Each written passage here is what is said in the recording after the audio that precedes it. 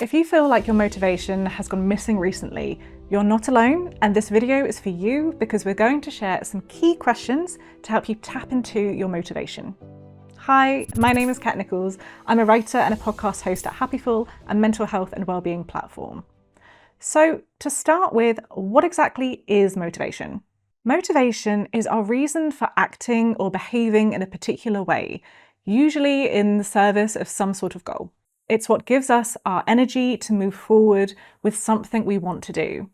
Annoyingly though, that fire that it lights within us can sometimes fizzle out. If you've ever woken up knowing that you need to do something, either at work or in your personal life, and your motivation just isn't there, you'll know exactly what I mean. Don't worry though, because we've got 4 questions that you can ask yourself to help you relight that fire. That first question is, what are my motives? Now, this might sound obvious, but it can be really easy to forget our motives when we're in the thick of something.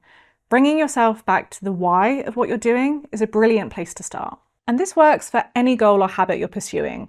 For example, in your work life, this question might help to remind you of the purpose of a particular project you're working on. In your home life, it might help you to remember why you said you wanted to prioritize self-care. Try writing your whys on a piece of paper and putting it somewhere you'll see it every day. This serves as a visual cue and will help you to keep it at the front of your mind when you need it. The second question is, what are my blockers? Sometimes, even when we're really clear on our motives, things come up to block our progress. This can range from things we can't control, like family emergencies or periods of illness, to things we have more control over, such as our phone scrolling habit. Now, identifying these blockers can really help, whichever type they are. If they're things out of your control, use this moment to give yourself some grace and self-compassion. Life happens and we can't give 100% of ourselves 100% of the time.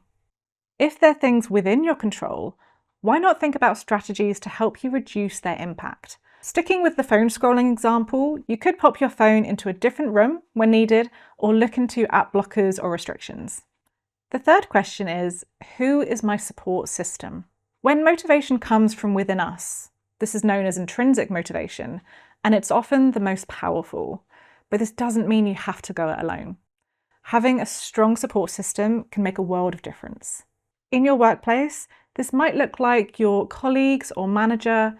At home, it might be friends, family, and loved ones. You may want to look into online communities for further support, or even work with a coach to get a good dose of accountability with your support. Whoever is in your support system, open up to them about your goal and reach out to them when motivation feels far away. Fourth question is, how can I celebrate my wins along the way? So punishing ourselves for not reaching our goals or being consistent with a habit doesn't tend to encourage us to keep going.